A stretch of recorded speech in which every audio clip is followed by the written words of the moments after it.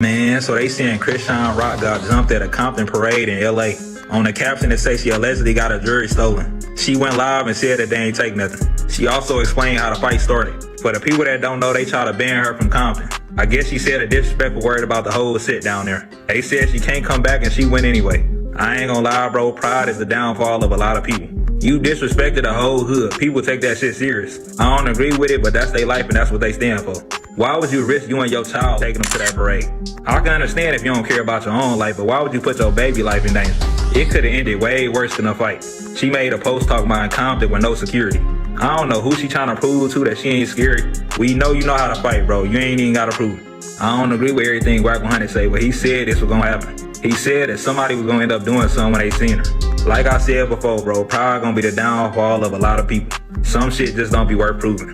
I just want to put a child in that type of environment where they sending threats. Fact. It was the last thin thread holding together a relationship that's been duct-taped with chaos since day one.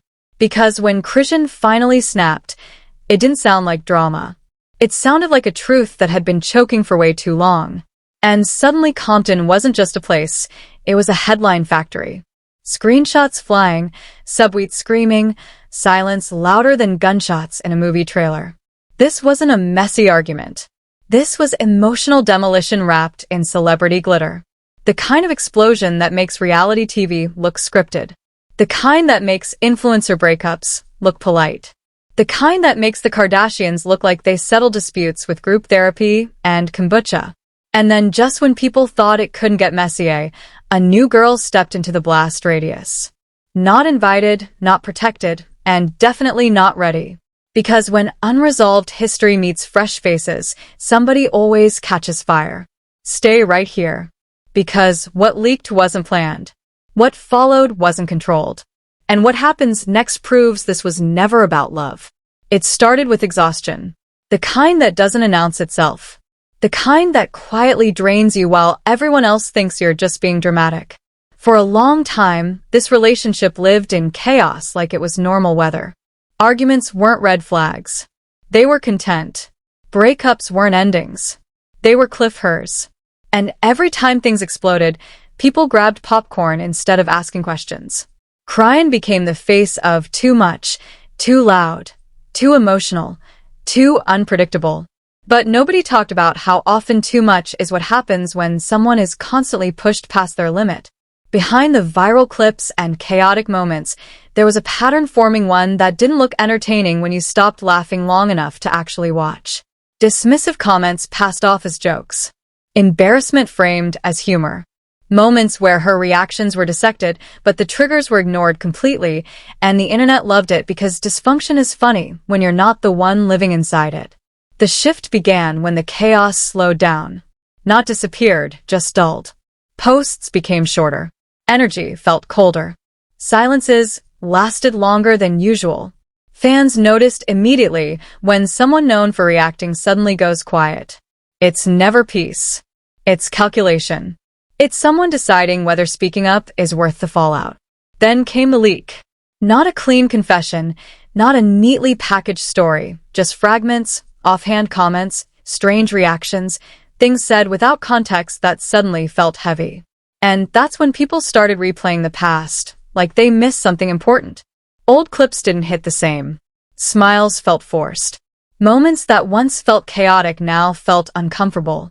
Because once you realize someone's laughter is armor, the joke stops being funny. Chrisean didn't rush to defend herself. She didn't soften her words. She didn't ask for sympathy. She spoke like someone who was done translating her pain into something palatable. Her tone wasn't explosive. It was precise. Not messy, but controlled. Not hysterical, but heavy. And that scared people more than yelling ever could. Because clarity disrupts narratives that thrive on confusion. Blueface didn't respond. No denial, no explanation, no reassurance, and silence in situations like this doesn't calm anything. It creates space for speculation to run wild. The internet filled that space immediately. Some accused Chrisean of exaggeration. Others recognized the behavior because they'd lived through it themselves. And suddenly the conversation stopped being about personalities and started being about patterns. Why were her reactions always the headline, but his behavior was always background noise? Why was chaos acceptable until it stopped being entertaining? Those questions don't trend easily, but they stick. What made this moment different was that Chrisean didn't frame herself as perfect. She didn't pretend she hadn't reacted badly at times. Instead, she contextualized it. She showed how reactions don't exist in a vacuum, how emotional explosions usually come after prolonged emotional neglect, how being loud doesn't mean you're wrong. It often means you weren't heard quietly. Fans split into sides instantly. But one thing was undeniable. This wasn't a publicity stunt. There was no rollout, no merch, no monetized confession. This was someone finally choosing honesty over optics. And once that happened, the entire relationship narrative cracked because when someone stops protecting the image starts defending itself badly. The internet realized this wasn't another breakup art. This was someone reclaiming their voice in a space that had reduced it to noise. And just as people began digesting that reality, the situation took another turn. Once the truth cracked the surface, the internet did what it always does. When it smells blood, it rushed in loud, reckless, and convinced it knew everything. Clips resurfaced like they'd been waiting and hiding. Screenshots multiplied without context. And suddenly, everyone became an expert on a relationship they'd only consumed in fragments. Old moments were rewatched with new eyes. The comments once brushed off as jokes started sounding colder. Laughs felt forced. Pauses felt intentional. What people thought was chaos suddenly looked like a pattern. Memes exploded first because humor is how the internet avoids accountability. Pain wrapped in punchlines travels faster than empathy ever could. But beneath the jokes, something heavier started to form: discomfort. Because once you recognize a dynamic, you can't unsee it. Reaction videos stacked up back to back, each one louder than the last. Creators who once laughed now spoke cautiously. Those who defended before started hedging their words. And the narrative didn't flip, it tilted. What fueled the fire wasn't just what was being said. It was who started agreeing without saying names. Subtle likes, quiet reposts, quotes that felt way too specific to be coincidence. That's when people realized this wasn't isolated behavior. It was familiar. Meanwhile, silence kept stretching. What began as mysterious started looking strategic, and strategy doesn't age well when the audience is already suspicious. The absence became its own headline. And right as the tension reached a boil, a new element dropped into the mix. Fresh and tested and completely unprepared for the blast radius. A new girl appeared. Not with a statement, not with commentary, just presence. And presence was enough. The internet didn't see a person. It saw a symbol, a replacement, a trigger, a lightning rod for unresolved emotions, and she caught heat immediately. Comments poured in with no mercy. Speculation moved faster than facts. People projected anger meant for someone else onto the easiest available target. That's how collateral damage works online. Nobody checks who deserves it. What made it worse was the lack of protection. No public reassurance, no boundary set, no attempt to slow the narrative, and silence doesn't shield newcomers. It exposes them. Chrisean didn't attack her.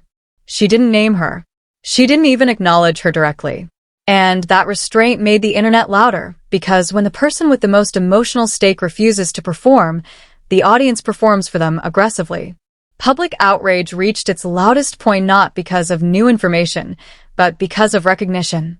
People saw dynamics they lived through, situations they escaped, arguments they'd been blamed for reacting to instead of provoking, and that recognition changed the tone. This stopped being about sides and started being about systems, about who gets grace, about who gets labeled unstable, about how fame excuses behavior until it becomes inconvenient. Every comparison wasn't about drama, it was about Jew. Other celebrity relationships got dragged into the conversation. Not because they were identical, but because the rhythm felt the same. Control disguised as humor. Embarrassment repackaged as content. Emotional reactions framed as flaws instead of responses, and the audience was done pretending not to notice. The memes didn't stop, but they changed flavor. Less funny, more sharp, more uncomfortable, because laughter started catching in people's throats. What pushed the saga into a different category was how public opinion evolved. Not instantly, not cleanly, but steadily. Even critics who disliked Chrisean couldn't ignore the consistency in what she was saying. Not perfection, consistency. And consistency is hard to dismiss. Silence on the other side stopped looking neutral and started looking intentional. And intentional silence, when trust is already cracked, reads like avoidance. The internet didn't demand apologies. It demanded answers. And when answers don't come, speculation fills the gap aggressively. The outrage didn't peak and fade. It layered. Questions stacked on questions. Patterns stacked on patterns. And suddenly, the story wasn't moving toward reconciliation. It was drifting toward fallout. Because once the audience understands the cycle, the entertainment loses its shine. And as the noise reached its loudest point, something shifted quietly beneath it all. When the noise finally stopped screaming, the consequences didn't disappear. They settled in. Quiet consequences are the ones that stick. No dramatic confessionals. No sweeping apology tours. Just wait. The kind that changes how people look at you without ever announcing it. The Christian's public image didn't flip into sainthood. It sharpened into complexity. People stopped reducing her to reactions and started tracing the timeline that led there. Stopped asking why she snapped and started asking how long she'd been holding it together. That shift is subtle, but it's dangerous to anyone who benefits from confusion because once someone's reactions get contextualized, the old jokes stop landing. Clips don't hit the same. Laugh tracks die, and suddenly the entertainment feels uncomfortable. On the other side, the absence kept echoing. Silence didn't protect anything anymore. It highlighted it. Every day, without acknowledgement, added another layer of doubt. Brands don't panic publicly. They pull back quietly. Meetings change tone. Plans stall. Names stop getting said with confidence. That's how reputational damage really works. An explosion, just erosion. And the new girl, she faded from the spotlight almost as quickly as she entered it. Not because the fire wasn't real, but because the internet doesn't sit with guilt. It moves on to the next spectacle. But fading isn't the same as escaping. Once your name is associated with chaos, it follows you in whispers, not headlines. What lingered was the awkward distance. No forced unity, no staged togetherness, no illusion maintenance. Distance replaced drama, and that told everyone everything they needed to know because people who are still invested perform reconciliation. People who are done choose silence. Fans felt it immediately. The energy was different. The interaction stopped feeling inevitable and started feeling impossible. And that's when the story stopped being about a relationship and started being about reckoning. This saga didn't deliver closure.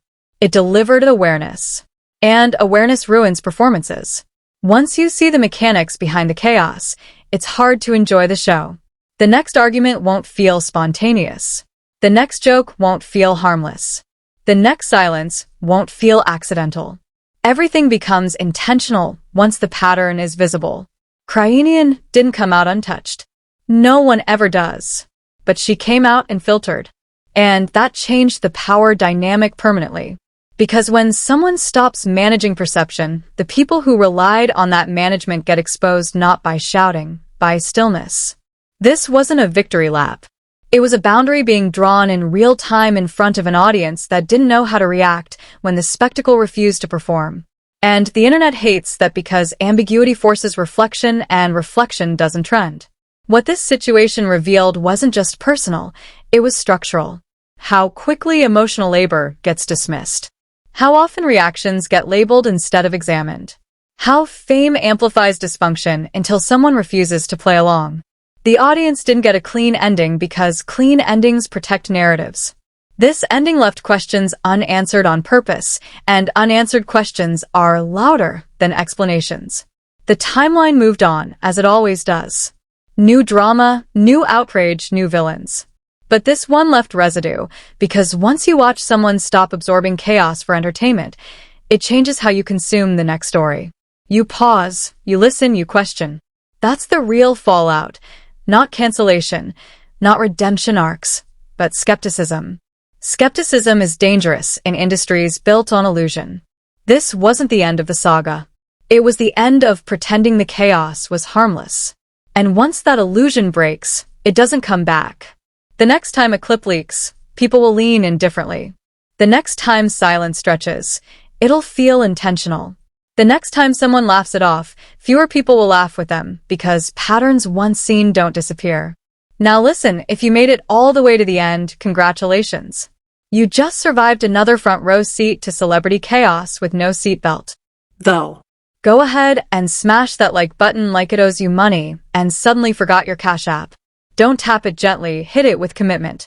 Drop a comment right now and tell me, was this explosion unavoidable or did silence do more damage than words ever could?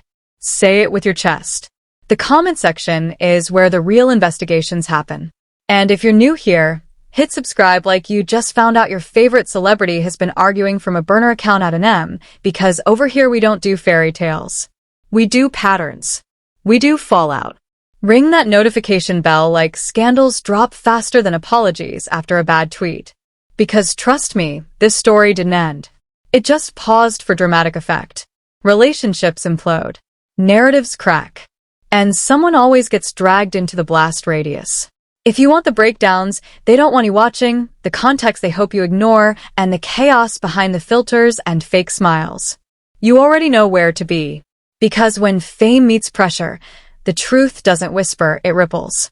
This is Fame Ripple.